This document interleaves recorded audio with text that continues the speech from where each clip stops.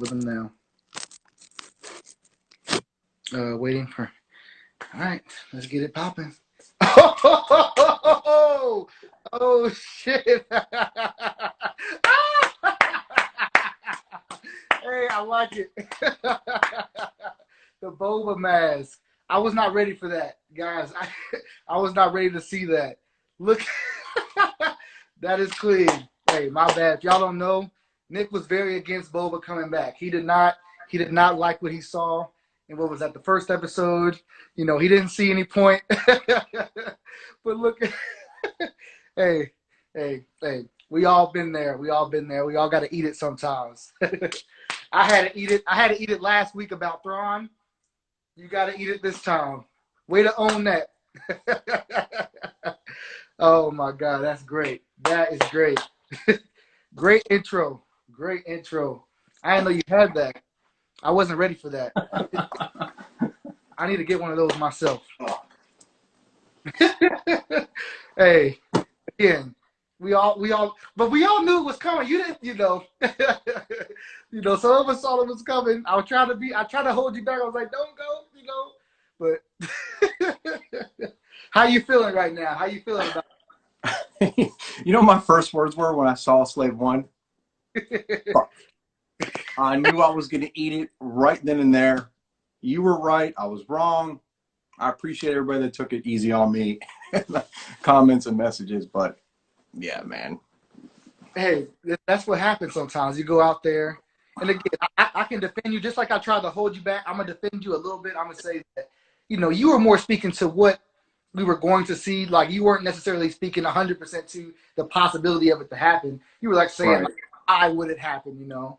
But right, like I went take the L though. Either way, you gotta take the L though. I took the loss. Like I was telling everybody, when I messaged you, we were laughing about it. It was more of this like. Once again, I'm not big on bringing people back. I'm not. I'm still sticking to that. Everybody can be like, "Oh, he's a hater." I'm not hating. I love Boba Fett. Clearly, I do. I got his fucking helmet right here. But I just once you bring a character back, I think that kind of opens the door to certain things. So, but I was wrong because I really thought that they brought him back for nothing other than just oh, hey, Boba Fett's alive. And he went on a straight tear. And purpose. I think that, you know, we'll get into that later on. Huge purpose. So, yeah, I was dead wrong. Moving forward in the rest of this season, that he could have for Din Djarin. There's a lot of different things I want to talk to. I don't know if we'll get all in deep as that, but I think it is important to realize his purpose and Din Djarin as a character. Yeah. He's but man, this is going to be a good one to talk about because there's definitely some things I want to bounce off just in terms of how you feel about them and how they executed them here in this episode. Yeah. So as always, guys, when you come in here, we started off always by saying thank you, and we're fans just like you all are. So please don't assume that Chris and I have all the answers. We're trying to figure it out as we go, and certain things we're right about, and clearly certain things we're not right about. That's all I'm going to say about that. Yep. But yeah, so I'll start it off. Then we always talk about the episode, and we'll open up the conversation with all of you guys in chat at the end. So I'll start it off by talking about how the episode opens, and I'm going to stay as far away from Boba Fett as possible. And I'm going to let Chris talk about his arrival. But yeah, so episode starts off. If you guys watched the newest one, if you haven't, get the hell out of here and go watch it right now. It was like a kid. You know what that was like to me, Chris? Like somebody who discovers a toy when they're a kid, or it's like, oh, this is so cool. Let me just play with this thing over and over again. So when he kept saying Grogu's name, I loved it. Like, Grogu. And it was kind of like this childlike moment for Mando where maybe it's just that you've been with this kid for so long, you barely know how to communicate with him, and now you at least got a name. Yeah, so, right. It's like this toy that responds to you. I don't know. I just thought that was a really cool moment. They didn't waste any time in going to Tython. So they got there almost immediately to find the stone where they're going to put the kid on. And I love it. The episode wasted no time at all. So we get there, get to the top of the mountain. I love how Mando's just kind of like looking around, seeing if there's like some device to start it off. Clearly, it shows that he still doesn't really have much of an understanding of the Force, and that happens with the Jedi. And then right as the kid's up there and he's just kind of looking around and playing, you know, looking at butterflies and shit, you can see he's starting to kind of feel everything around him, and he's about to become in tune with everything. And then Slave One makes an appearance, and I'll let you take it from there. Go ahead. He got all the way to it. He got all the way to it. But first, the Grogu angle. I think I want to start there with what you started to talk about. Right. I think there is just ever since episode 13 with Ahsoka, as I mentioned then, I think that we're going to think about Grogu differently from then on. Not only do we get his name, but we get his history. And it's the same for our character, Din Djarin. He knows his history now. He's playing around with his name, as you said. But then he also, remember in the chat, he says, what's he say? Don't you want to learn all that Jedi stuff? Right.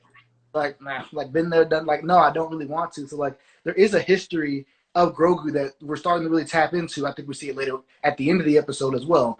But then you're right. We get right to Tython, and he starts to tap into the Force, and then we see Slave One, coming in. And at this moment, and just a little context, I watched the last 2 episodes on like small screens, and I rewatched them big screen. So comparing the two, like when I saw Slave One, it was more jarring than like, whoa, this is Slave One. To me, it was like, what the hell is Slave One doing like here, because again, right. Back to when we saw the tease of Boba Fett, like he's looking at if we first get him, he saves, Fennec, whatever her name is, and then we get him the last episode of season 1 where he's just looking off. Like, we'll get the story, but it seemed like he could have had his armor, a while ago, at least from our perspective. I don't know what had happened, so it was jarring to see that. Chat, let me know what you guys. Yeah. Boba does some greater things later on in the episode. Like, he is badass, but for me, it was like, okay, what's he doing here? And then obviously Mando has to, he has to react and go in, just because he knows anybody he sees lately is coming for either the Beskar or the kids. So he knew it couldn't be anything good. But no, again, I'm going through the episode what I thought initially. I'll say all the great things about the episodes I got going, but my initial reaction was actually like why? What the hell is Slave One doing? Like here, it didn't make sense for what we saw, but for him to just, I don't know. It seemed like he could have had his armor a while ago, at least. I don't know. It struck me. Right. I mean, I told you already what my initial reaction was, and then when I calmed down from accepting the fact that I was going to be verbally beaten, it was really cool. It's kind of one of those moments where just like it takes you back, and seeing Slave One, I was just like, wow. After my initial okay, I was just like, wow, dude, that's absolutely sick. I thought Tamora Morrison killed it. He killed it. Everything he said was perfect, and I love it. I'm not in that thick voice of his, like, I'm not here for your armor, I'm here for my armor. Like, it just sounds so gritty, and this kind of like dirty, hairy feel to it. And the way that they made these two stand apart, the Mando and Boba, it was almost kind of like this, gunslinger battle I thought was about to go out. Like I'm out in the Old West at the OK Corral. Every single part of that episode to me was executed perfectly. I loved it. Yeah, when I was talking about earlier, it was one of my initial impressions. But again, I've watched the episode a few times. I think that's one of the parts where I really understand now is that initial encounter between Mando and Boba. Boba's not trying to be aggressive there. Like, like I said, he's trying to just come in, with the armor. He's trying to, or just come for the armor, let him know no bloodshed. We can get this gun. I'm really just here for the armor. He's not trying to really, get into it like that. Just want my armor with Din Djarin. Yeah, exactly. So I really did like that, which again, when I spoke to how Boba could come back, how I could see it, I was speaking on like maybe just a different Boba, which we clearly see. We need to talk about that, really unpack that at some point. That the Boba characterization is a little bit different than what I was expecting. His honor, like him just like I'm gonna help you, get the child at all costs. Like that wasn't the character like I was expecting to see if he was the same character that we left off seeing. But a lot could have changed by now. So but you called it.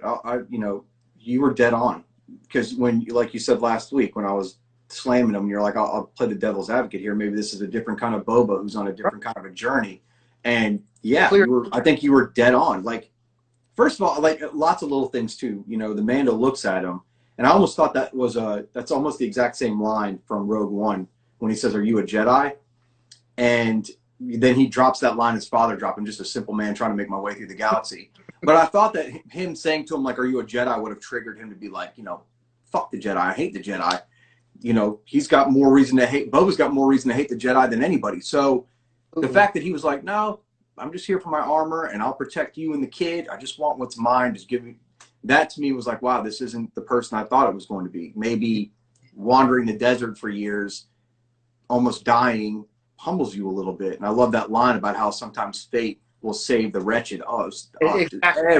Everything he said was some badass level shit. I loved it. And just watching him then go through the stormtroopers, dude, oh my God, he was just ripping those dudes to pieces. It wasn't even close. It was almost laughable how much he was just beating the shit out of them. And this is before he was even in his armor.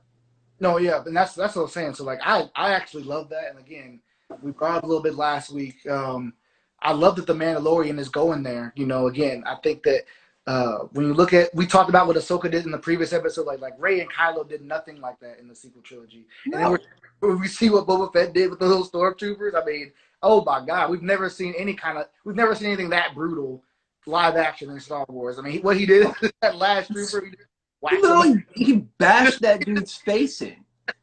I mean, he beat them down. Yeah, he beat the shit out of those dudes. And then I like how they showed the stormtrooper laying there. I'm sorry. just the way the stormtrooper's laying there after he walks away, and you just like see his head cracked. I'm just like, dude, this is brutal. I loved it, man. Looked like Nate Robinson if he had landed on his back, you know. Old Nate. But yeah, and then all these little things. I know a lot of people are saying they didn't care for like a lot of these Iron Man references, but that's Jon Favreau, man. What'd you expect? For those. So yeah, we can back up and talk about that. That's what I was like. We're gonna do this with the windows down or whatever. And he starts flying with the Grogu. It looked like Iron Man. Shot, but yeah. So talk about you mentioned Boba. Like I think his importance, you know, moving forward. You know, we're going to talk about more of the episode, but like just his past, like he may have let go some of the I don't know the bounty hunter kind of stuff, but again, he still has the of the Empire. I guess we'll talk about that later as he says more about, you know, at the end of the episode. We can go on. We can go on. Oh, she's talking about Disney. I think she's talking about like we're talking about how the sequels are just very like clean, you know, like. They were very PG, you know, if you know what I'm saying. So was the original trilogy. The only time I ever thought Star Wars was trying to like maybe push that PG-13 level kind of shit was Revenge of the Sith. Prequel. And maybe Attack of the Clones. Well, but then also go back and, I mean, you remember this, Clone Wars. Clone Wars had some stuff in there, you know, like, again, I just watched the Mandalorian stuff again where, what's it called? I think Maul just beheads Vizsla, you know, like when he kills him, like, you know, it was some stuff that you see in Clone Wars, whether in themes or actual like physical brutality that's, you know, they're taking it's like the PG-13, you know, cut in my opinion. So. Once the Mandalorian season ends, and because I know Chris really wants to do some discussions about the sequel trilogy, that'll be a time where I'll tell you, like, pretty much, yeah, it's very PG.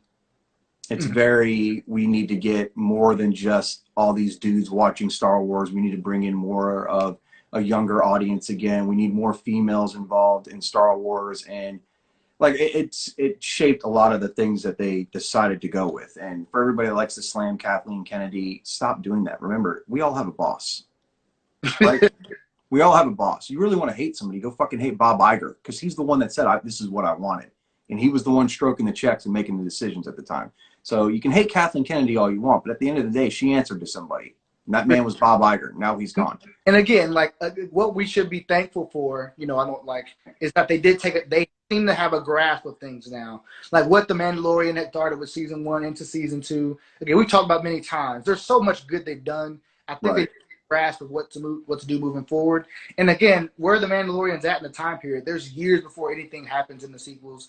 I mean, they still have a lot they can do. So yeah, like I'm optimistic about where we're going. So let's talk about this episode. Let's wrap up the episode, and then I'll be happy to, because I want to talk about that tonight anyways, and you were just touching on it. So after Boba Fett mashes everybody, then we say goodbye to the Razor Crest.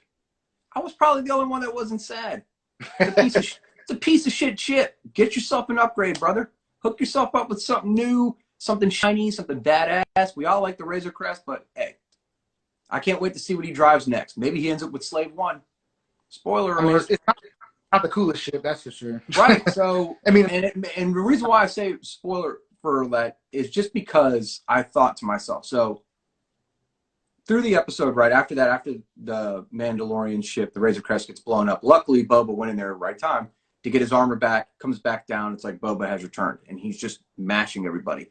But it made me think about how Jon Favreau and especially Dave Filoni, everything they do, it's always, we're doing this for George. We want to make sure we do what George was going to do. It's all about protecting George's legacy. We're trying to keep as close to what everything is about George. Well, if you guys have never watched Return of the Jedi, go and watch it and turn on the audio commentary and listen to George Lucas talk about the scene where Boba Fett dies. I had no idea he was going to become as popular as he did. Yeah. But in hindsight, I would have still given him a better death. So I'm not saying that Boba Fett's going to die right now, but if they're really doing all these things that they know George wanted to do or trying to keep in line with what George wanted to do, you could bring Boba Fett back now and give him a really good death, and then the Mando takes Slave One. That's crazy. I give that maybe like a 5% chance of happening, but it was just something I thought about because the Mando's going to have to get a ship at some point. Yeah, where else do we see Boba Fett is in Clone Wars, right? So like Dave's worked with the character, and again, that I think, again, especially for someone my age, like that version of Boba Fett, obviously you know the one from the original trilogy, but that adds context to him, what we see in the prequels, in the movies, but also in the show. So maybe, again, they can send him out in a more, glorious way or a proper way, redeem him in a way, I can see that happening.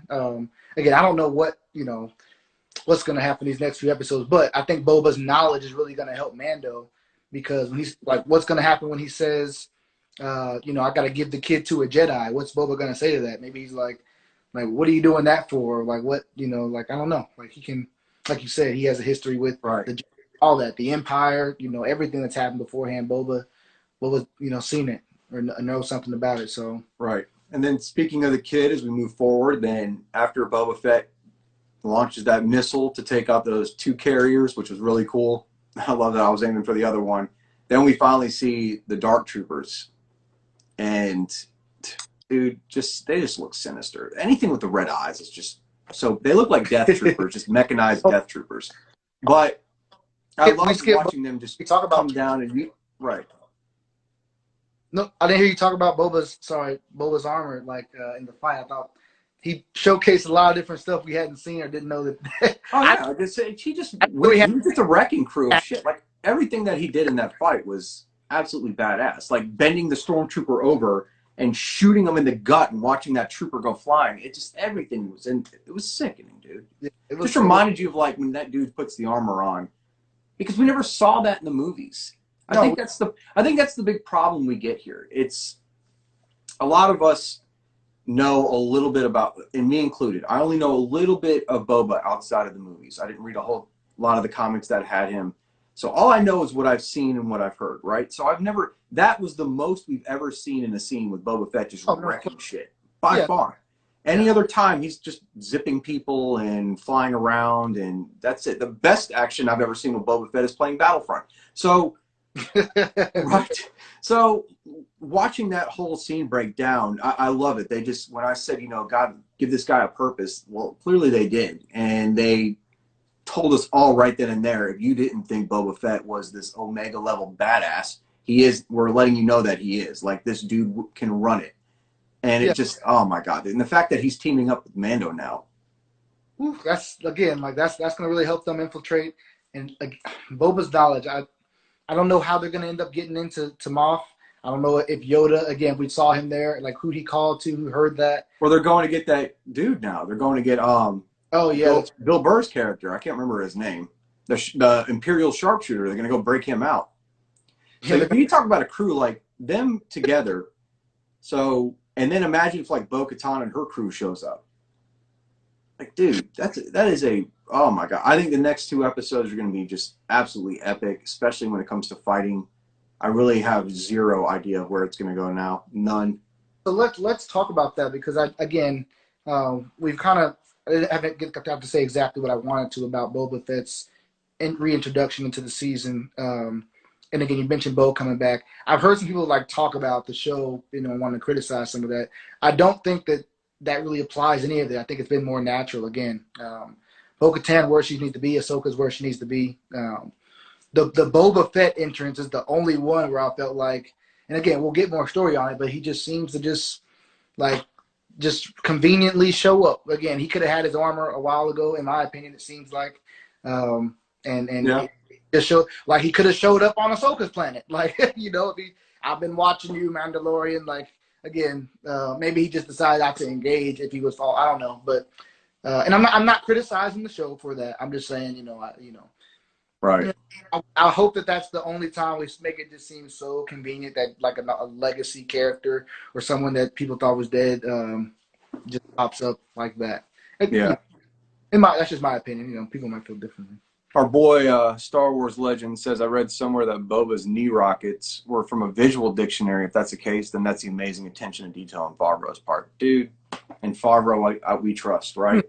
Yeah, I definitely didn't know that. That man, in my opinion right now, that man can do no wrong.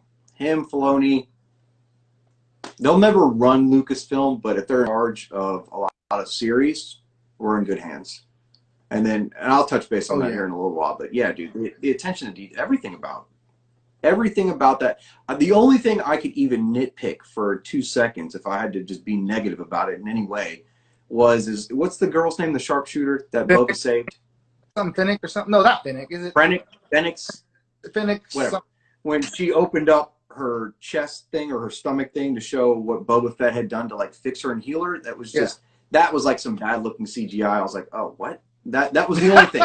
That's it. 99% of that episode was perfect. Please don't come and message me and tell me I'm an asshole or that I'm being rude or that I'm always negative like that guy did last week. That's it, guys. I'm just talking about one little thing.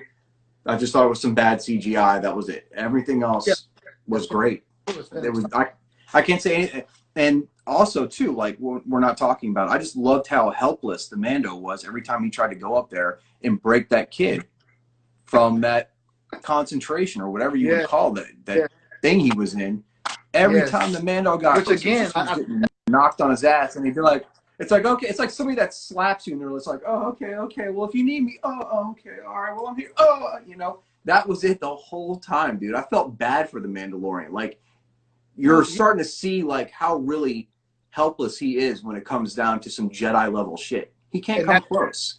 And that's what I was just about to go into, and I'm kind of losing connection. He doesn't come close. It might be on my end where I'm having bad connection. I'm not sure, but just speaking of what you're talking about, when have we ever seen that? Like, just imagine. I can't think of one time where, obviously, Han Solo encountered Darth Vader, but like where he just naturally going about his regular day life, just like encountered like the Force like that. Like then Djarin is trying to break through that, and he just has no chance. We never get to see stuff like that as much from our characters that don't have the Force.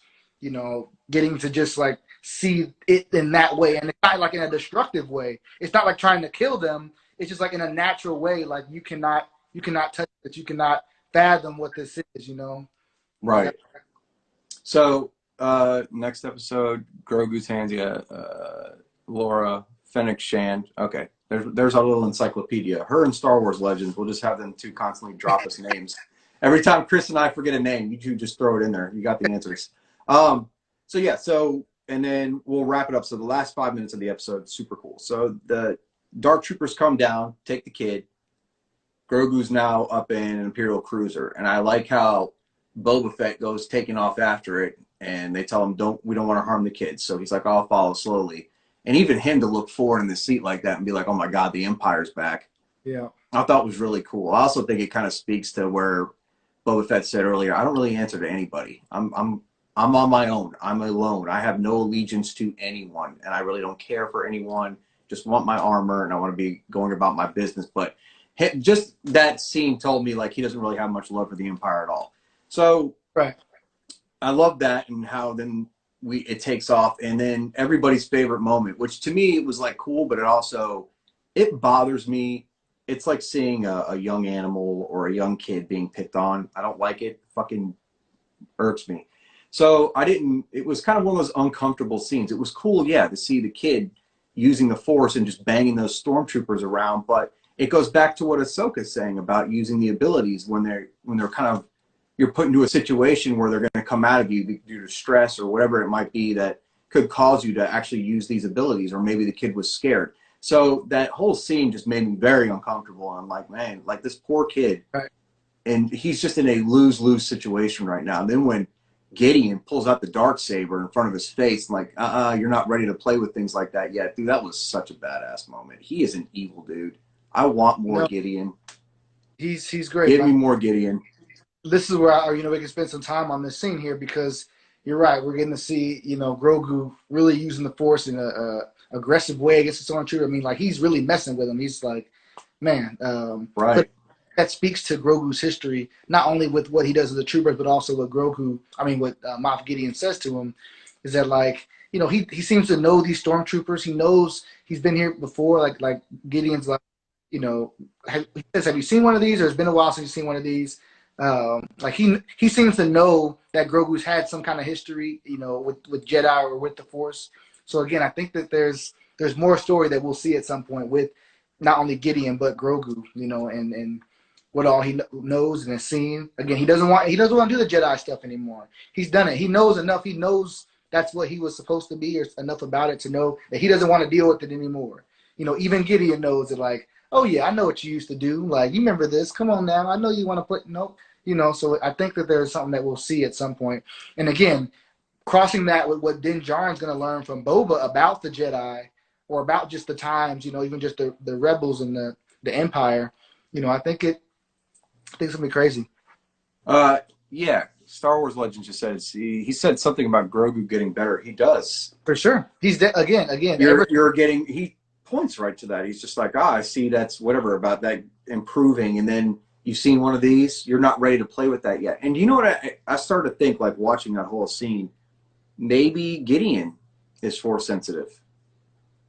Again, you don't have to be a Sith to be a dark side user. Like, there are tons of Force sensitive beings throughout the galaxy. Tons of them. They're everywhere. Some of them are just really strong with the Force. Some of them just aren't. And that's it. And like Ahsoka said, it's training. It's years and years of training and discipline to really perfect that and become a full-fledged Jedi. And it's the same thing with the Sith, which is why I so desperately want them to do some kind of a Sith origin movie, just so we've seen Jedi training. Show me a Sith go through his training.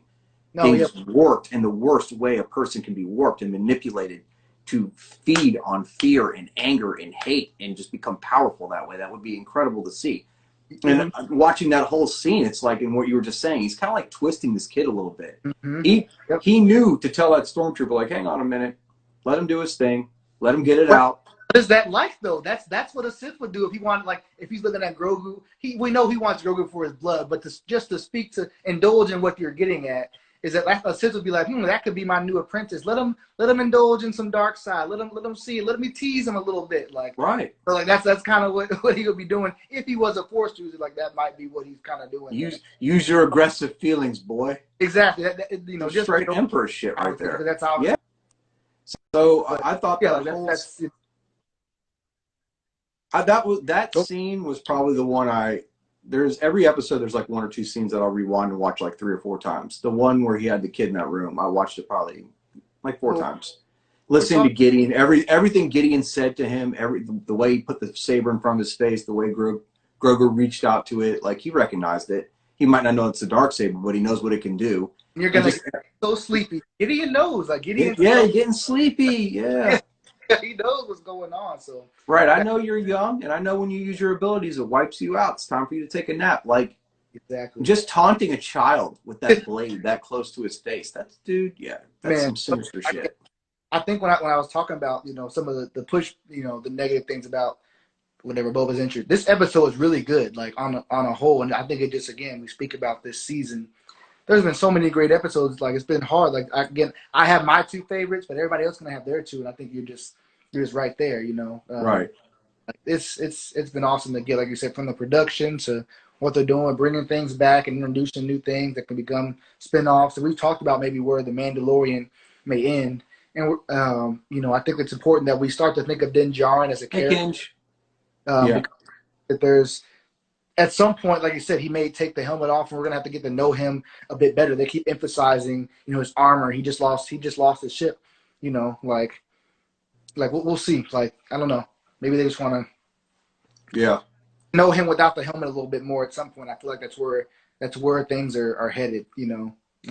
But we'll see. That not this season, maybe the next season moving on, depending on how far. Right. My boy Jay, welcome to the chat, man. Yeah. So then episode wraps up with Din going back to see Cara Dune to enlist her as help, and she's a full-fledged marshal now. And I just kind of that's another one. Like if I was going to nitpick, I didn't really care for the scene that much. I would agree with you. Again, yeah, like again. I need your help. Oh, I can't do that. Well, they got the kid.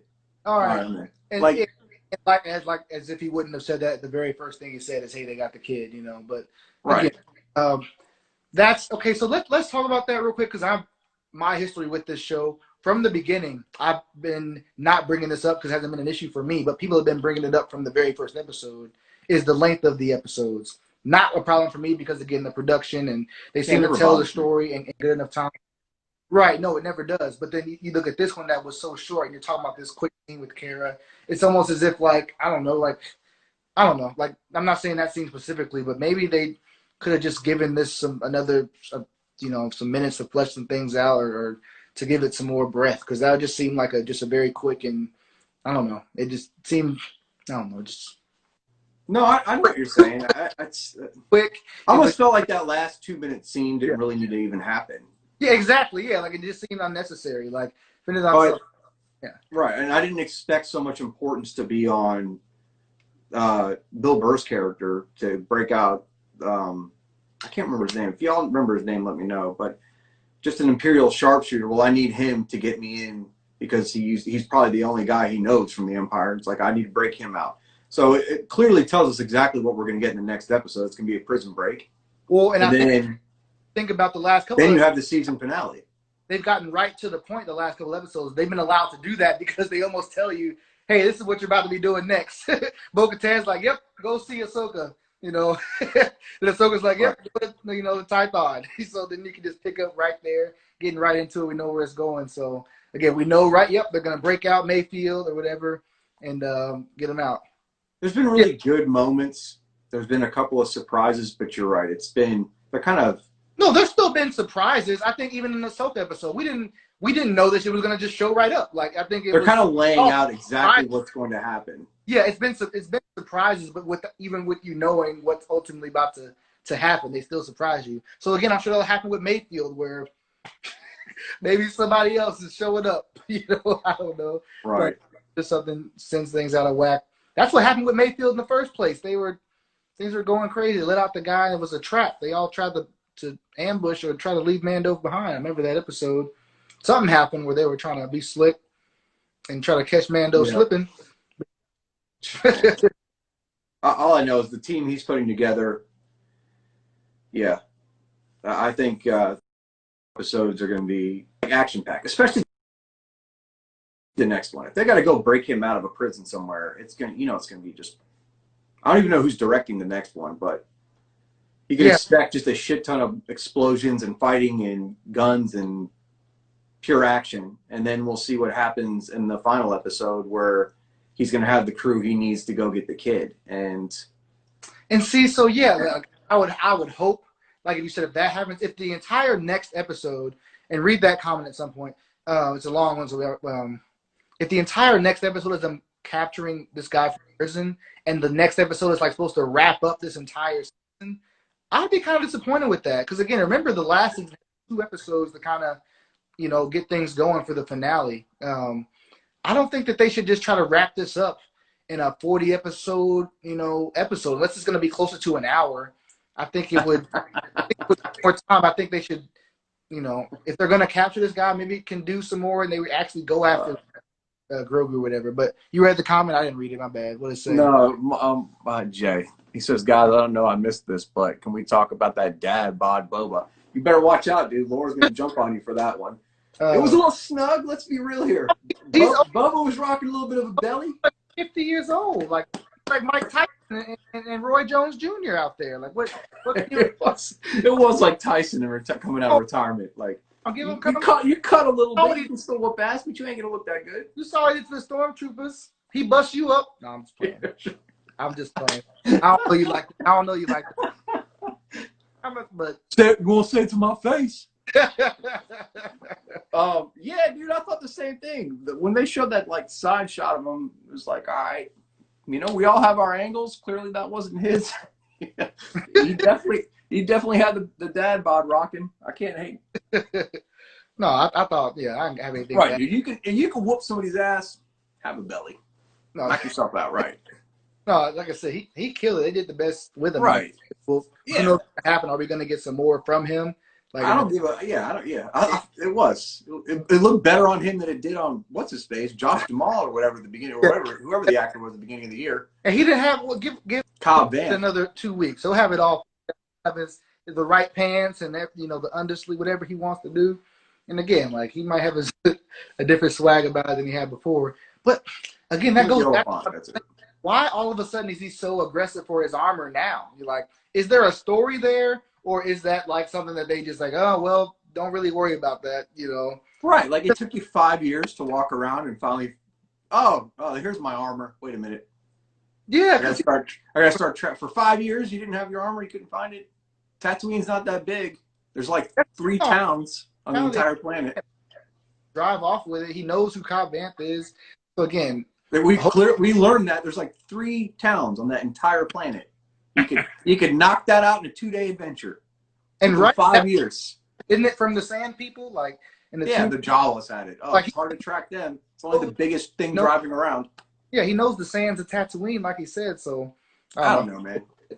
He could have got. Yeah, I'm still thinking dad bod. Yeah, it sucks. Just like I look good right now, but when I turn here, I got this little double chin working. It happens, man. It happens. All of us, it happens. Right. It happens to the best of us. But I don't know, dude. You go through a legion of stormtroopers like he did. I don't give a fuck how fat you are. Okay, I want you on my team. That's like that kid on the court. If all he's doing is hitting threes all day long, you can be on my team. I don't care how slow you are. Just post up. So, all right, let's get to some questions, guys, since we're already like getting towards the end, and then we can answer and drop a few of our own theories. What do you got, Chris? You want to take one? Yeah, I'll be. Go ahead. They're just talking about. I'm just reading from the bottom actually. Why didn't he take it from? That's what we're talking about. I don't know why he didn't take it from Cobb Vanth. I feel like he could have taken it at any moment he wanted to. Again, that's either going to be a story we get, or they just want us to not think about it. And if they don't want us to not think about it, I'm calling foul a little bit because, again, never have they introduced one of these characters without having some kind of story, behind it. Bo-Katan's being there, like, it makes sense for her to be there. We're even told that she's there. Like, the frog guy, the frog lady's like, yeah, I know where they are. We know they're here. Bo-Katan, right. Hey, yeah, I know Ahsoka's there. No one knows, like, Boba Fett just showing up out of nowhere. Just, here comes the slave one. So hopefully we get that story, and it's not just that kind of convenient thing. That's pretty much all I got to say about that. Laura's, what if the season finale ends with Thrawn opening up his eyes and we see the red eyes? Man. Whew. That could happen. That would mean Gideon's gone. Like I said, I'm still sticking to that. If you can't have 2. Happened in Rebels. Didn't one of the seasons end or start with a Thrawn? I could be wrong or right. Like maybe I just can visualize them doing in Rebels. Right, that's like always these things when I like envision trailers in my head for movies. Like if they did an Old Republic movie, I would love the final shot to like go dark, and then you see Revan's head come up, and then you see his eyepiece, and that would just be absolutely sickening. Maybe they could do that for the trailer. Could we talk? So you could do that with Thrawn, like yeah. The trailer was not all, but again, what could they do without giving a lot of it away? Again, say they could have put. What if they would have put Ahsoka, doing her thing in the trailer? That would have been just. Again, but that would have built some hype. But at the same time, yeah, it's a weird thing because pretty much I would say half of the people at least watching this now knew Ahsoka was coming. I guess it depends on what you pay attention to. Maybe 30%, maybe 50 is too high. But I don't know. That's just their own call if they want to put that stuff in all the trailers. But I'll let Chris take one, and then Star Wars Legends. I'll answer that one here in a minute. Okay, I'm gonna scroll up. Go ahead. I'm surprised he still fit the suit. Okay, yeah, they're just talking about dad bod. They're laughing at us talking about the dad bod. Director of episode 2 is Rick. I don't know if I pronounced that last name. I think he directed the episode before. Yeah, he did this. He did the Prison Break last year. I'm done with making predictions. I don't think we get Thrawn. But then we got a name drop. I didn't think we get Boba here again. Yeah, low. Yeah, we don't know what's going to happen. I think there's going to be a twist in the next episode again because, again, there's no way this whole episode is going to be them breaking out Mayfield and then just one. Mayfield, that's right. I just don't feel like that's what's going to happen. I feel like we're going to get either we're going to get an hour-long finale or they're going to try to get something really big going in this next episode. It's not going to be just a prison break of this character that we don't really care about anymore. He was, whatever you think about him in the episode he had, but, like we don't need him. I love that. The episode starts with them like escaping somewhere with him. He's not the only person that's got a good shot, so you can get somebody. Right. Star Wars Legends just brought up a good point. So December 10th is the Disney investors meeting. So it's 4 times a year. And I see people that are, and watch out for those guys that are like, oh, I've got breaking news coming. All they're doing is waiting for the Disney news, for that to happen. They're just waiting for an investors meeting. So every quarter, oh God, some guy on Twitter tore me a new one, just like cussing me out, calling me an asshole because I was like, dude, what are you waiting for, the Disney investor meeting? And that was last quarter. And it was hilarious. I laughed my ass off. So every quarter Disney comes out with an investor meeting and they just talk about where the stocks are at, how the company's doing financially. They talk about projects that are going on in the parks. They talk about upcoming films, and they do that with Marvel and they do it with Star Wars. So what you might get in the next, what is it? I believe it's the 10th, right? Yeah, a couple days from now when they have their investors meeting, they're going to talk about upcoming projects with Star Wars. So you might get, this is when we're officially going to be filming Obi-Wan. This is what we're going to be doing with the Cassian Andor series. This is where we are right now in season 3 of The Mandalorian. If there's any movies coming down the pipe, we know Taika Waititi might be directing. They said he's going to. They might have an announcement for that. So that's what you're going to find out in the next couple of days, and you're going to see people dropping it like crazy, especially on here and everywhere else. The moment that news drops, trust me, you guys are going to know about it, and you'll know about any upcoming projects that have to do with Star Wars. And that's what they do every quarter. They release information on what's going on and what's going to be coming. And you can help me with this because we'll talk about more about what we'll see, but I know I want to talk about because I'm a big gamer. I know that they release games more so at like EA kind of events like that. Is there any chance we get like some gaming news with this, or is it not? From what I understand, Electronic Arts is doing another one, and it makes me laugh. Remember, was it like a year ago when everybody's like, "Oh, Star Wars is done with EA. They're not going to do any more games with them because of all the problems with Battlefront." There were no problems with Battlefront. Those were just gamers bitching that they couldn't whale their way to the top and buy everything instead of going through the grind of getting it. So Star Wars and EA are fine. No, Battlefront that relationship is fine. It's not going anywhere. So I know that there's another game coming. They lost a lot of money on like all that right situation, but Battlefront 2 is actually, it's been a good game for a long time. I've played it all. Yeah. And Squadron's just doing pretty well. EA is a part of Squadron, so yeah. I've heard that they might be doing a second Fallen Order. I don't know yet. That's just I've heard that stuff. I just didn't know if they. So maybe they announce it. Maybe they don't announce it. But series that we'll hear about. At least that's what I saw. Right, but more on what I can't remember who brought it up earlier. One of you guys in the question. So after The Mandalorian ends, I was having a great conversation about this the other day. I seriously think that what they're doing right now kind of follows the Marvel Studios playbook and more of what Netflix did. You had Daredevil, then you had Luke Cage, then you had Jessica Jones, you had Iron Fist. They all made appearances in each other's show, but everything kept moving forward and they came together for the Defenders. So I thought that maybe the best course right now for Star Wars would be to just leave the movie theater. Stick to what you're doing on Disney Plus. Let these guys run the show or bring on people that are like-minded to kind of do the same thing. You could have an Ahsoka series running parallel. You could have a Boba Fett series. And all of these things move forward together while sharing characters in each person's show. And then they come together for something big towards the end.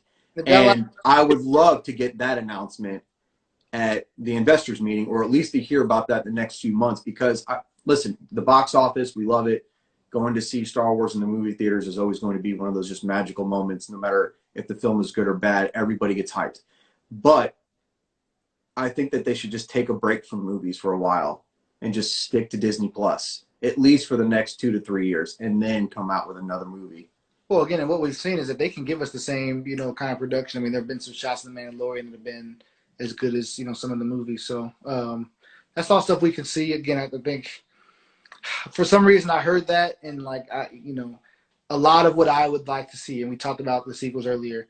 I am definitely a believer of improving the sequels. You keep adding to make a story. Again, I know it's not as easy as it was for the prequels, but there's definitely things you can do. You have to try to grab on a certain thing. So I agree. Like, they have a lot of years to play with, and I'm not saying the Mandalorian has to do that, but like the show is moving forward. I really hope that we see some of those things. Whether it's through these Mandalorian spinoffs or things in the future. Right. Shows where they just, we're building on things. I love that they do that. Even the Mandalorian is doing a great job of building upon stories that we already know. So, he's talking about the Filoniverse, and that's what Filoniverse does. Like, it's its own thing, but it also makes each of the trilogies better, in their own right. So, let's take a couple. I'll grab one, and then Chris, you can grab one. I'm looking at Star Wars Legends. No, I'll let Chris take your question on Boba, because we did talk about it earlier and how great Tamora Morrison was. I even said in the beginning I thought he was incredible. I'll answer. Yeah, he did good. He hasn't really, like you said, we haven't seen him in that role with the character. I think he did a great job, no question about it. Like, he was great, and we're gonna see more of him. Legends I was talking about earlier in the episode. I think that Boba's knowledge in terms of what he knows about the Empire, things he's seen with the Jedi. I mean, he goes way back. So I think his knowledge for Din Djarin, who seems to be just ignorant of the Force, doesn't know the Jedi, doesn't seem to even know. To Din Djarin, doesn't even seem like he knows the Empire and the the rebels, all that stuff happened. Like, he just seems to just be, I don't know. I've just been around the whole time, like, So to him, he just kind of removed from it. But Boba's knowledge, I think, will help him when he know about where he's taking the child. Like, what does it mean to give Grogu to the Jedi? Boba might be able to tell him, like, hey, like, this is what they're about. This is what they do. Maybe that'll make him think differently about his decision. I don't know. Because there are people that believe that we're ultimately heading towards, this is still a theory, I won't say how likely it is, that maybe Grogu and Din Djarin, stay together and their father. I hope they do. And not, Grogu and a Jedi. So maybe Boba's a character that helps Din Djarin come to, like, hey, maybe just giving them up to the Jedi is not what I need to be doing. I think, So I think the kid belongs with Mando. I do. I think the Mandalorian should end up with him and the kid. Just keep them together. I think it's a perfect fit. What's up? Love your all's content. Thank you so much. We appreciate that. If you aren't following me, definitely go follow. Sure. If you guys aren't following. Yeah, follow. J Wash Art. Is Kathleen Kennedy gonna be gone? Hey, that's what the meeting's for on the 10th. We brought you guys all here to announce the Kathleen Kennedy stepping down. Breaking news from Chris and I. Mark it down right now that you heard it at 9:50 on December the 8th, 2020. I'll tell you right now, she ain't going anywhere. She's not leaving. No. Kathleen Kennedy will leave when Kathleen Kennedy wants to leave. Guys, remember, she was hand-picked by George Lucas. Handpicked. And that's not to slam your question, dude. You could be very much a Kathleen Kennedy fan. That's just to let everybody know, like, handpicked by George Lucas. Praised throughout. So, no, they're not going to let her go. Star Wars is more popular now than it's ever been. Whether you hate her or you don't, or you love her, it's more popular now than it has ever been. And you have to think a little. Kathleen has to get some of that thanks. About it, the Disney Star Wars content, for everyone to say about it, it's also given some beautiful and some of the best content that we have at this point, even with its warts, or we really want to just, if you just want to look at the sequels that whatever, just looking at it, like, it's delivered a lot of good stuff that she was the leader of for. Also, she's been ahead of a lot of bad decisions and a lot of bad publicity. I look at, take it back to, I'm not trying to get negative, but there's been a lot of, like, changing of directors and things that people from the outside would look in and be like, what's going on here? The sequels kind of going back and forth with what they wanted to do, whatever. But you're right. Like, she's like, they have we talked about earlier, they have a grab of it now. Like, maybe you thought it was rocky at the beginning. They seem to have a grab of things now. Again, they're really the Mandalorian. I can't think of there's some other popular shows going right now, but like you said, Marvel's kind of taking a break. I don't know any Marvel content pushing out like that. You would know that more than I do. But like Star Wars is still, they're pushing this season out through the COVID and all that. Like they're on top. They got some good stuff going right now. You know, they got some momentum built up. That's for sure. Yeah. Big momentum. What else we got here? She made lots of money. What do you think? JJ was here. Yep, you were, dude. We got you. What do you think the reaction will be with Bo-Katan and Boba? I'm sure I agree with Chris. Either maybe she doesn't show up at all. I hope she shows up. I think that would be really cool, but I don't think Bo-Katan would pay much attention to Boba Fett at all. Yeah, I don't think. Yeah, I'm trying to think. Unless they saw each other in Clone Wars, I don't think they have history. You know, so again, she'd probably just look at him as a foundling. I do want to say, Maya. Like, I actually, again, I really like the prequels, sequels. Sorry.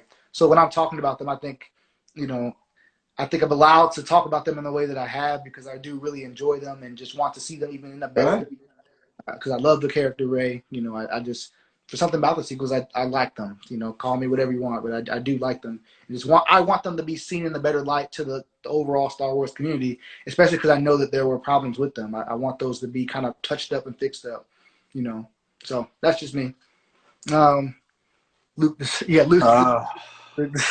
Better. And this is what happens when we start talking about the sequels. It's like we're gonna get into some charged topics, and where we can both talk both ways. You know, I can say I can defend Luke like the best, but I can also say, hey, Luke, don't throw the saber over your shoulder. The saber you ain't seen in years from your father. You know, but again, I could also say some good things about, you know, and defend him in terms of where his character was at and all that good stuff. Again, these conversations we've been having for years now. Think about that, like, you know, the Luke Skywalker in The Last Jedi. I mean, how many times have we been there? I'm tired of defending. I'm tired of defending The Last Jedi. I don't have the strength tonight. If you felt Luke deserved better, fine. Okay, awesome. I thought Luke was exactly what I would think of an old man who has seen what he's seen and gone through what he's gone. I'd be done with it too. I wouldn't want anything else to do with it. So no, I don't think it was that far-fetched, but if you thought Luke deserved better, okay, no problem. And again, unfortunately, we don't get the movies. They can still do something like that. The lightsaber toss, I know that some of you lost like months of sleep over that. Come on, man. It's a weapon. It's a weapon. It's meaningless. I know some bigger accounts out there. Oh, we never do such a thing, and it's sacred. And how dare JJ and fucking Ryan do something and this is a Jedi's weapon. Luke literally fucking throws it down in Return of the Jedi. I don't need it. Take it. Yeah. I don't need this shit. I don't need it. It's a weapon. It's nothing, guys. Don't freak out over Luke. Luke did just fine. Trust me. Who do you think Grogu contacted through the Force? No idea. I have nothing. No clue. I think we said last episode that, you know, maybe Ezra, things are hinting towards Ezra with just Filoni and the characters we've seen throughout this season, that maybe it could be someone like Ezra. Again, we'll see. I know some people have mentioned, you know, Cal. Again, I think we all talked about this last episode. Cal would be taking a lot of leaps forward to be like alive and like the Jedi is being called at this point. Not saying he died, but he still has to get through the Jedi Fallen Order sequel if that happens, and then the entire Empire, you know, time period to be alive right now. Again, we know that Ezra and Luke are around right now, so I think it's easier to think that it's one of them. Yeah, I'm gonna head out. You know, I'm gonna call. You know what, Laura? For somebody that didn't like the movies, she watched it 9 times in the theater. Remember that. I want everybody in chat to remember that. 9 times. You hated it so much you went back to see it another 8 times. Yeah, I think the movie I saw the most in theater was The Force Awakens for sure. I saw The Force Awakens so many times in theater. I saw that 3 times. I saw Last Jedi 3 times, and I saw The Rise of Skywalker twice. Yeah. I left the theater opening night of watching that. Like, the guys next to me looked at me, and I looked at them. We didn't know each other, and we just kind of looked back at the screen like, what the hell did we just watch? And I went back and saw it the next day, and I was like, that's it, done. It is what it is. I can't rewrite it. If that's what canon is, that's what canon is, and we move on. Just like, so that's a sum up. If anybody ever wants to know my opinion on the sequels, there it is right there. I could pick apart every movie. There's certain things I like about the sequels. There's certain things I don't like about the sequels. That's it. It's with everything. Everybody's like that. Yeah. There's certain things we liked. There's certain things that we didn't like. Sure, I would change some things in The Last Jedi, but I enjoyed the movie. Sure, there were some things I would change in Force Awakens. I enjoyed the movie. Rise of Skywalker's tough, but, you know, I had to complete the 3 posters on the wall behind me, so that's why it sits back there. Where's that I like that the Rise of Skywalker really worked for me for whatever reason. But Rey's my girl, so here's what I like Rey. I like Rey a lot. Star Wars forever. I was just trying to convince myself. In my opinion, the last 2 movies were trash. All right, could be race for the kid. That's actually a pretty fun question there, Nate. The sequels could be eased from canon. That's a good idea. I mean, so okay.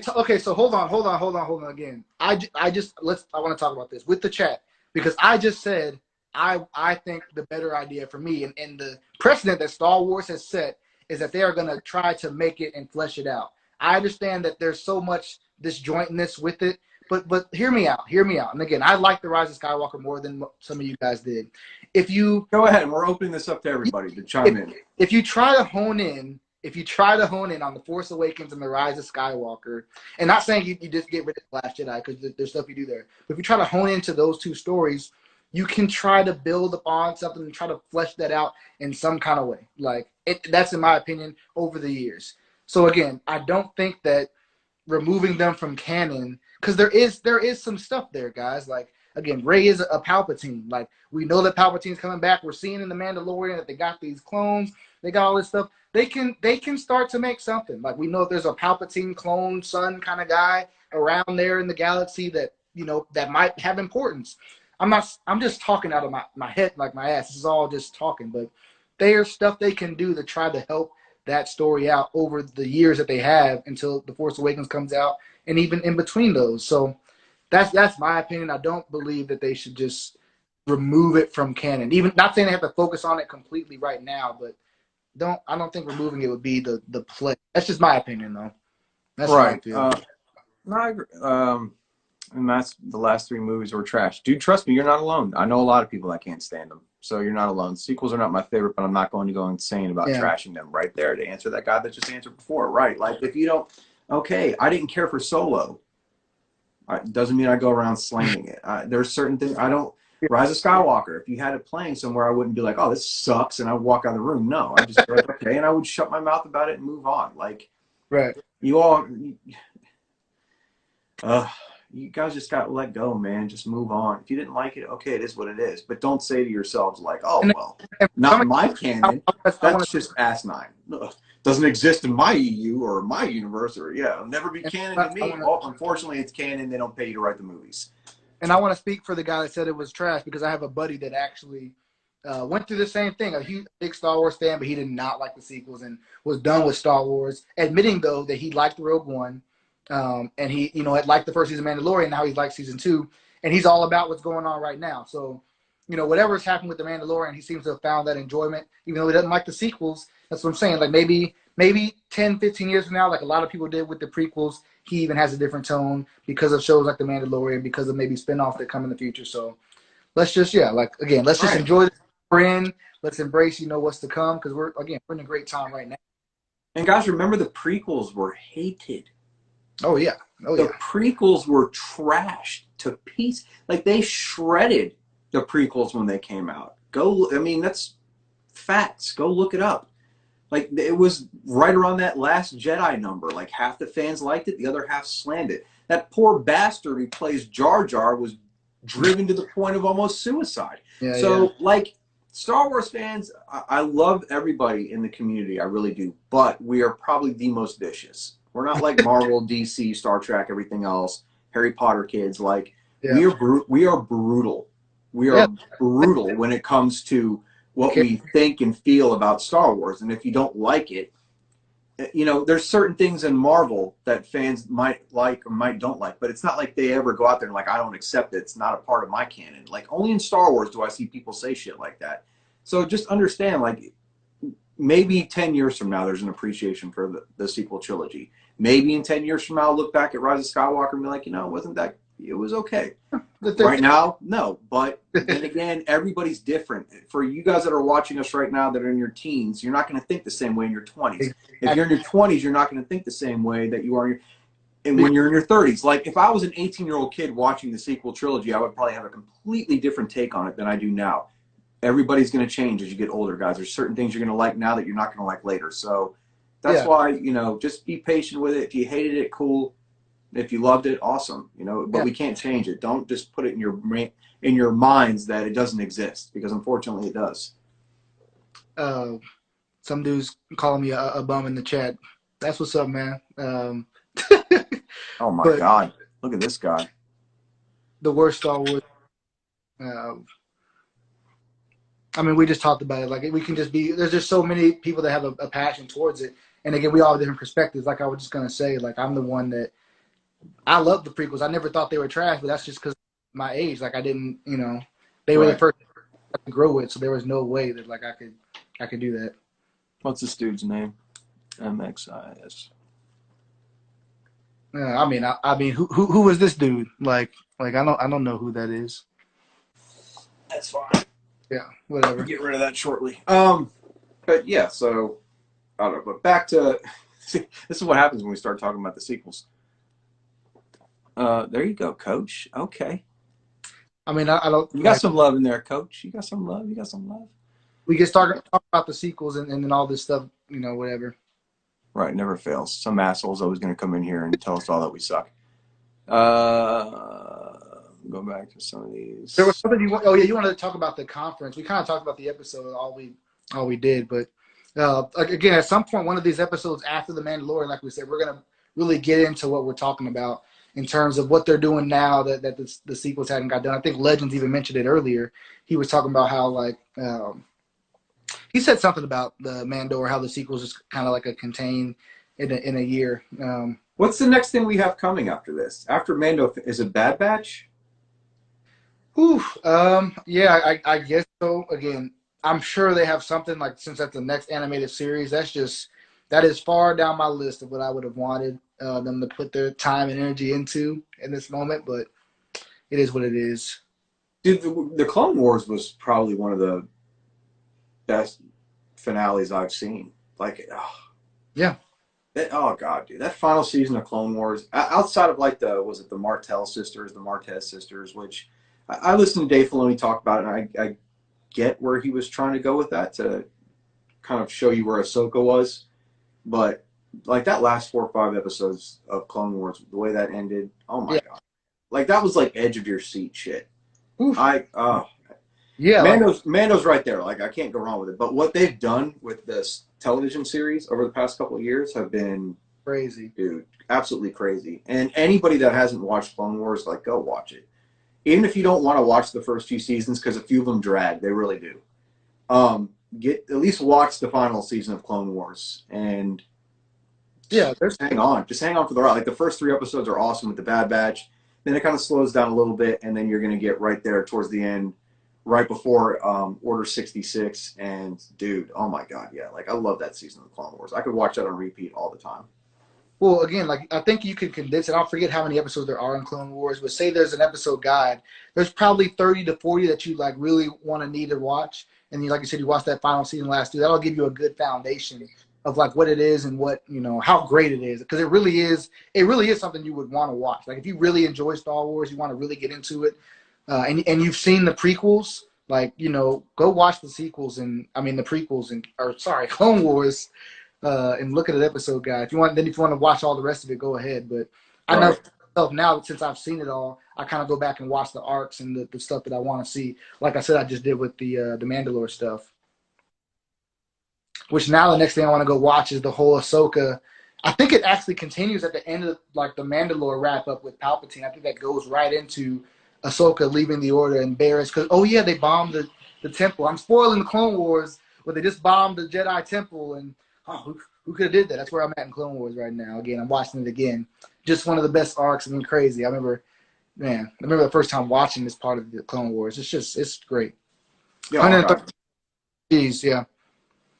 And the fight between Maul and Ahsoka. I still love that line. She tells him, "You're lucky Anakin didn't show up." Anakin would have whooped Maul's ass. It wouldn't have been close. It wouldn't have been close. I love Maul, but like every time you watch Maul, you know how it's going to end. He's going to lose. So I don't know, but God, dude, that fight was really good. The No, cheat sheet there. Yeah, hit up Star Wars Legends. Everybody needs to go follow that man if you're not following him already. That guy's our encyclopedia. Him, Sith Lord. Make sure you follow Coach Chris Geek'd. Follow everybody. and get that cheat sheet because it's worth it. I got a buddy I know that's a big Star Wars fan. He told me like he's gonna watch it and hadn't watched Clone Wars. And again, like I think once you get into it, you'll see it. Like it's gold. It's some of the best Star Wars stuff out there to me. And again, Rebels is different in its own way. It's doing a different thing with its characters. It's more focused on its core characters. There's some good Rebels too. Even though I have not seen every episode in Rebels like I have Clone Wars, I've that last season I missed a lot of that. But I've seen it last season. A new Jedi character he calls. I'm all about new characters. You don't have to keep bringing everybody back. I am all about new characters. Everyone's talking about bringing people back. What if it's a new Jedi character? That, again, it makes sense. Like, I don't know. I just still keep thinking, everybody's like wanting Mace Windu. Like, I've heard guys, I'm not trying to hate. I'm really not. I just, shouldn't we pause on if, oh, he's not dead. Oh, is he? Nope, he's not dead. It reminds me of like when Harrison Ford talked about wanting to kill Han Solo at the end of Empire Strikes Back. It makes it more meaningful. It's something for them to now be, it just moves the characters. The whole story is just going to be so much better if you let, and George's like, nah, sorry, kill you. You got to come back for another movie. It just, like, let these guys go, man. Sometimes it's okay to stay dead. For sure. Like, I mean, Boba's back, Palpatine's back. Right, Chris, I'm not crazy. Yoda's a Force ghost. Luke dies. Now he's a Force ghost. Like at some point, somebody's got to, stay gone. I don't know why. I don't even know where I think it's because of what Samuel L. Jackson said about, oh yeah, if they call me to come back or whatever he said. But I think they're all like that. I'm sure they loved it. Could you imagine if any one of us right now got a phone call saying, hey, you're going to be on the next movie. You're going to be in Star Wars. Yeah. Like, dude, we would all freak out. And then when it's over, you want to go back and ride that high again. Even if you're getting bashed or if they like you or if they don't like you. I mean, I would love that. So I don't blame Samuel L. Jackson for saying I'd love to come back. But the moment he said that, oh, Mace Windu's returning. He's the Jedi. He's the one that's reaching out. Oh, Jedis can fall fucking 5 miles and still survive. Like, dude, I can't with Mace, man. Yeah. This wouldn't make sense to me if he survived. There's two different arguments. Saying, like, yeah, he could have survived because he's a Jedi is different than, like, him actually being, alive. But, again, like, it is what it is. They really are setting a precedent, though. That's what I was just talking about. Everybody's coming back. I mean, Chewie dies in Rise of Skywalker. He comes back. Leia and, Luke die, and then we see them, as Force Ghosts. And the Force Ghost is obviously different. But, again, you said it. We'll get in the chat. Right. Fan page. I got people hating on me, and I got a fan page. So I don't know what to think about. Dude, that's some serious shit. I'm gonna tell you right now. I might have more followers than you, but I don't have a fan page. So you're advantage you. I mean, boy, I don't know. I would. I'm also as well. So if I saw an SW fan page, dude, yeah, that'd be nice. Good for you, Chris. Look at you, Mara Jade. We see young Luke Skywalker, and everything I've seen with what Filoni and Favreau are doing now, bring her in. Yeah, I mean, that seems, again, that'd be we'll see. Bring her in. All right, you'd have a lot of explaining to do why Luke would be alone years down the road and Mara's not with him, and he's training all these students and she's not around. But Mara Jade was a great character. I wouldn't mind them exploring that at all if that's the route they go. Yeah, characters are meant to come and go. I love you, Coach. I love you too, Coach. Yeah. So many characters. Do we think Bo-Katan will come back? Nah. Yeah, Coach has got a fan page. It's crazy. Buddy of mine on here even pointed out that you see Mace pass out before. Yeah, dude. That's like, okay, the guy was literally being electrocuted. The guy was like convulsing as he was being electrocuted to death and then thrown out of a window. Like, I'm sorry. I don't think you're going to stick the landing. I've seen you just manipulate Anakin. Like, I can't do anything. Please help, please. Right. Like, he's playing with the entire scene, just playing Anakin. Like, then all of a sudden he has the power to just go all in on Mace. Like Palpatine just playing. Right. Like, Mace, how did you survive? Well, while I was being electrocuted and thrown out the window, I just happened to land in the front seat of a cab. Man, just get out of there.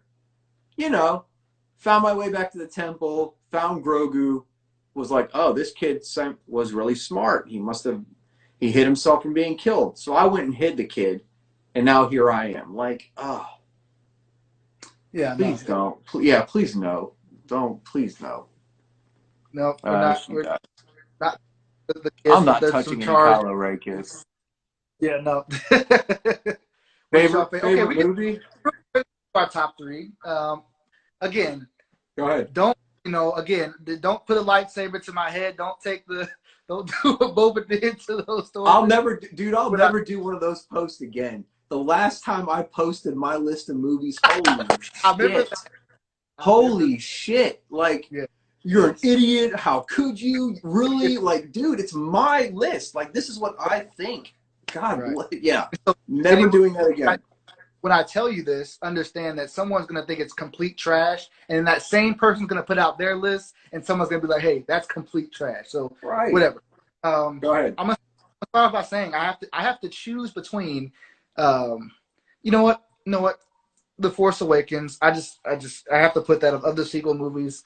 Just when I saw it, before the other ones came out, there's something about that one that it's still probably my favorite one. So go ahead. Then after that, I want to say, I guess I got to go with Revenge of the Sith. Is definitely in my top three. And then again, movies are getting interesting now because the shows themselves have kind of carved out their own lane and stories that are hard. No, I can't go that route. I'm not gonna let you. Movies. Give me three. Give me your top three movies. All right. So it's probably gonna be A New Hope. Probably A New Hope. You know what? I'm gonna go Force Awakens, New Hope. No pressure. Force Awakens, New Hope, and I said Revenge of the Sith. So I'm gonna stick Revenge of the Sith, but I wanna put Rogue One in there. But it's hard to take out Revenge of the Sith. But on a certain day, I would put Rogue One in my top three with A New Hope and Force Awakens. There we go. That's me. Shoot me. Say what you. I love the other ones too. I love The Rise of Skywalker. I love Empire. I like the other ones too. But those are my three or four. I'm gonna go based on what I can watch repeatedly now. So my list constantly moves around, but like my go-tos are always gonna be Empire Strikes Back will always be number one. Nothing's ever gonna beat Empire Strikes Back for me. To me, it's perfection. And then probably A New Hope would be number two. And then this might scare some of you all. Don't yell at me. But my toss-up for number three would probably be Revenge of the Sith and Rogue One. And then everything is tucked right behind it. Force Awakens, Last Jedi, I enjoyed those. Yeah. So Return of the Jedi's up there. Solo, Rise, they're way down at the bottom. The rest of the prequels are behind it. But that's not to say, like, it's Star Wars, guys. We all love Star Wars, right? So even if you disliked it, like, there's certain things I can pick about all of them. But that would be my list. Like, those are my go-tos. If I see it on TV, any one of those top three movies, I'm going to stop what I'm going to do and I'm going to watch it. Like, I love them. But we want to record. Now we got Disney Plus, so it's so easy. But back in the day, I used to have to record them on my DVR whenever they come on TNT or something. But someone asked my worst. Like, there's good things I can say about even the ones I dislike, but if I had to pick like the worst, I'd probably say, Phantom Menace. Even though there were things I liked about that first, parts of that movie. I don't love Phantom Menace like as much as some of the others, I guess. But I don't know if it's necessarily the worst one, But that's the one that like, I don't know. Yeah.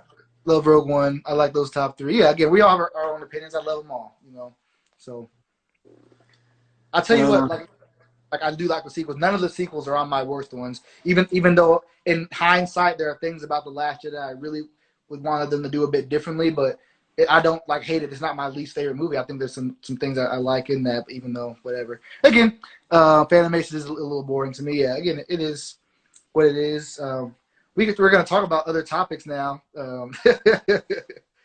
But okay. Yeah, the prequels are still 1 and 2. There's no way I have a subreddit. I don't even have Reddit. I don't know that to be true. So whatever's going on there, I have no idea. Some kid commented on one of my posts the other day that the information he had was legit because he got it off of Reddit. I felt so bad for him, dude. They showed that dude no mercy in those comments after he said that. Oh yeah, this you got this. This is facts. This is confirmed. Yeah, I got it on Reddit. That poor bastard. Phantom Menace, yeah.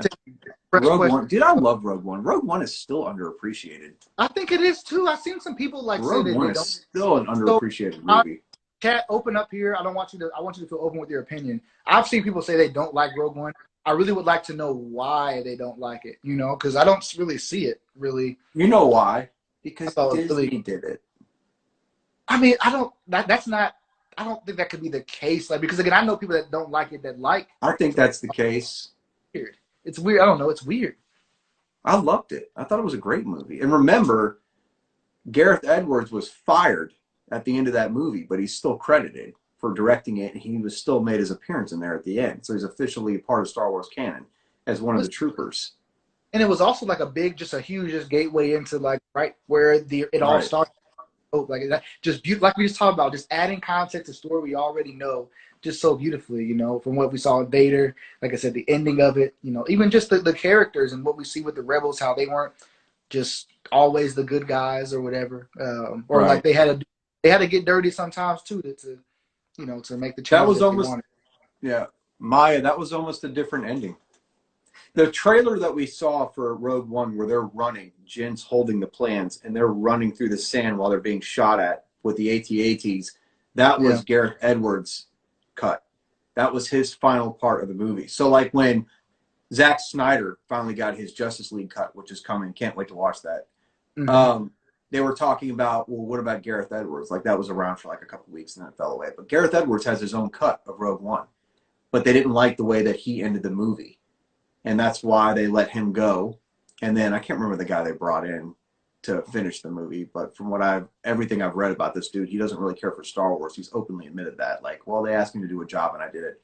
I really wouldn't want to do anything with Star Wars. He's the one that gave it that scene at the end where they're like hugging each other and they're kissing. And you kind of see that direction with the newer movies too. Like, that's what they want. It's a love story.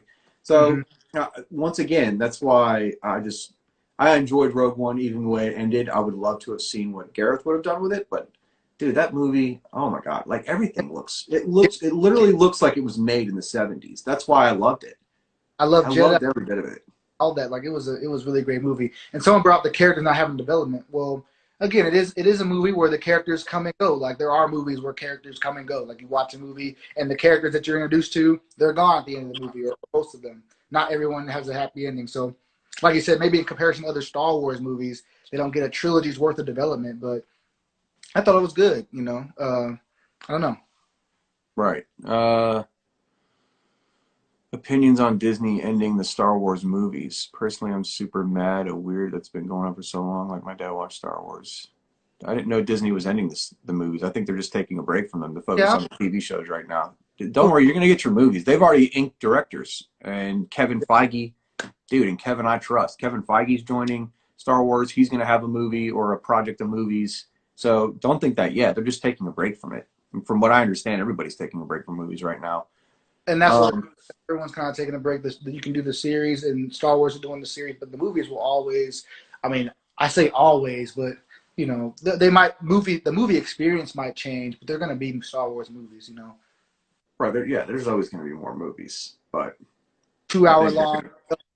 They're going to let everybody, start salivating at the mouth for a movie again. And that's the perfect time to hit them with it when you can build the hype through the roof. We can end with that from the fan page. Favorite Star Wars game, and like that.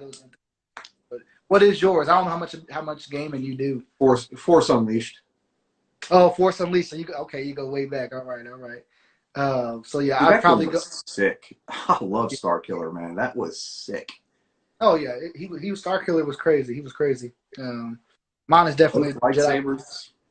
Yeah, I played Battlefront. I played more hours, and Battlefront has its own argument. Battlefront 2, sorry, but Jedi Fallen Order, that story, and just I love that story. I think it's true, just authentic Star Wars story from just a Padawan that survived Order 66. It's very it's exactly what you would expect, in my opinion. I love it. Like they really took their time. So Okay. I really appreciate Jedi Fallen Order for that. And it just adds a lot of stuff.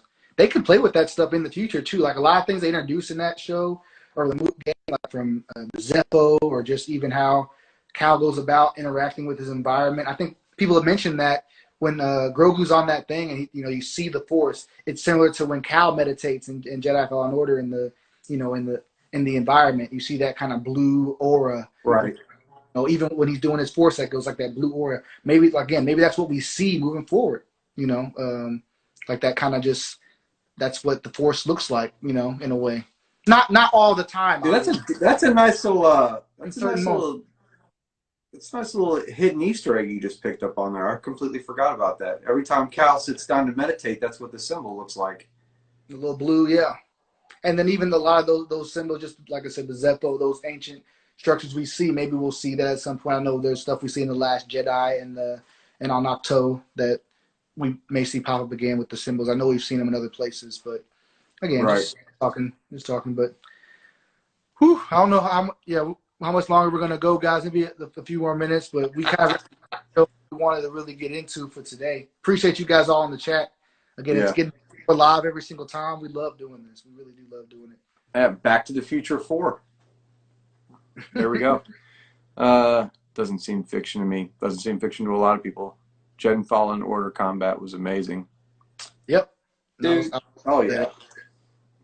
I wish they would just allow a little bit of some arms being chopped off. I mean, isn't that Star Wars? You can't have it in a game, but you can have it in a movie. Like every character gets their arm cut off, but I can't do that in the game. That was too much. There's the Beast. You can chop his arms off all day. I forget his name, but you can do this. You can chop his arms off and all his limbs. Right, like hands, arms. I remember when people were bitching about it too. Tyron Malik, all those characters they introduced. That game was crazy. Yeah. So Chris and I talked about when the Mandalorian ends. We'll still do the Mandalorian. Or not really. It's like Star Wars chats every Monday night. So we'll have different discussions every week. I'm not huge on rumors, but sometimes rumors can be fun to talk about. Maybe we can just talk about certain things that are coming along because we're about to enter a nuclear winter after the Mandalorian ends. Like there's literally nothing coming. Nothing. Yeah. Maybe the Bad Batch, and that would be spring. And after that, I mean, you got some things filming, but you'd have to wait all the way until October of next year. So absolutely, we're definitely going to do these every Monday night. I enjoy when you guys come in here. I love answering y'all's questions. I love the hype and the build up through the week. So yeah, Chris and I made that decision when we first started doing it that every Monday night, that's when we would have our chats. Sometimes life, work gets in the way. That's why we're doing it tonight. But yeah, dude, we're going to keep doing it. We enjoy it. Absolutely. Well, yeah, I guess we'll kind of close with that again. I appreciate you guys all being in the chat. Follow both of us. We both make great content. We love Star Wars. We love talking this stuff. And we're just big fans like you all. It's a great time to kind of get into everything. If you're like I said, watch some Clone Wars, so you're more familiar with the Mandalorian history. But it's just a lot to say. Like even after the Mando's done, there's a lot to get into in terms of things we've seen. Like you said, topics to get into. Maybe they don't go an hour and a half, but we definitely got a lot to say. And this is only going to continue to get better, as Nick's saying. We got some surprises in store in the future for you guys. Hopefully, if we can come through. So. Appreciate you guys. Let's wrap it up. Yeah, guys, YouTube, all those things we're talking about doing eventually, those are going to come. Thank you all. Thank you. Listen, we wouldn't have pages if it wasn't for you all, so I appreciate that. I really do.